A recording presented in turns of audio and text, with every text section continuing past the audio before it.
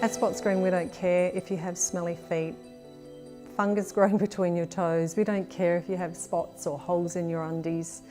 And we don't care if you've got cellulite or wrinkles. We've all got those. What we do care about is your skin and your health and whether there are any spots that are really suspicious. So, we care about you.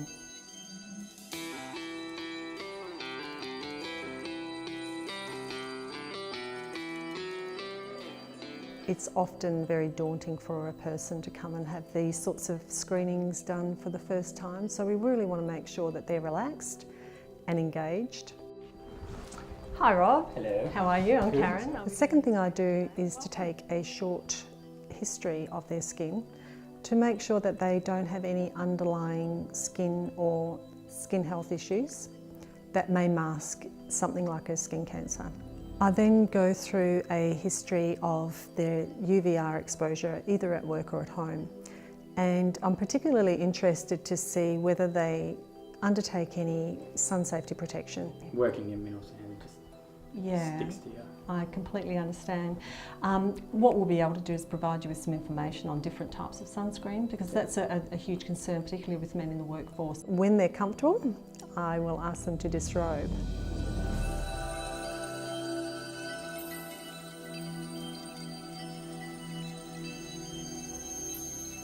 During the process of examining their skin, I use a couple of instruments, and the first being a dermalite, which is able to magnify the skin and light it so that I'm able to have a really close look at the surface of the skin. Just looking at your skin, all the freckles, if you're looking over your own skin and you're seeing freckles, they should all be fairly well uniform with their colour. So you can look for what's called an ugly duckling, something that's a little bit different from the rest, and that might be because it's darker. A fact that people aren't aware of is that sometimes we do find melanoma on skin that hasn't been exposed to UVR, and unfortunately about 5% to 10% of melanomas will occur on a body part that hasn't had any exposure. And that may be between the toes, for example, where people normally wouldn't suspect to find a melanoma. Bob Marley died from melanoma on his big toe, and because he was a Rastafarian, he wouldn't have any surgery to remove his toe, so it killed him.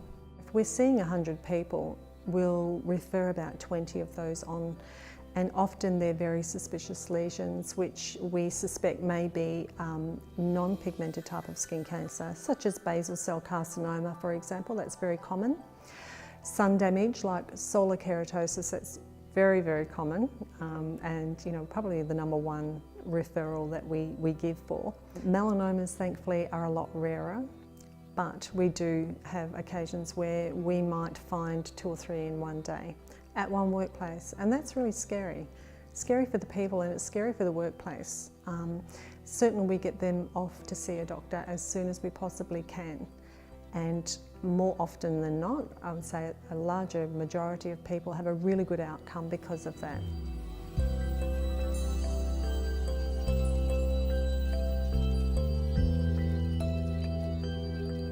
If I see something that's unusual, that I feel might look suspicious, I'm able to use what's called a cystoscope.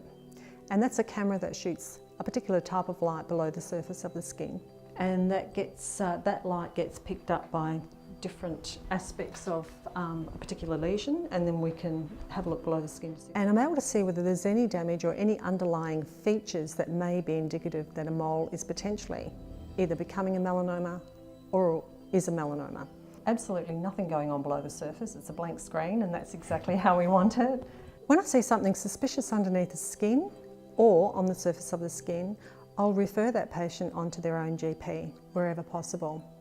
If it's very urgent and that person doesn't have their own GP, then I'm able to assist them to get an urgent appointment with someone who is familiar with skin cancer medicine.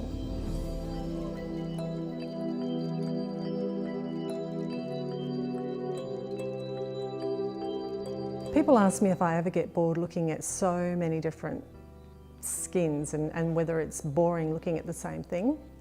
And my answer to them is always that I feel like I'm looking at a different landscape every time someone new walks through the door. That has to be a great job.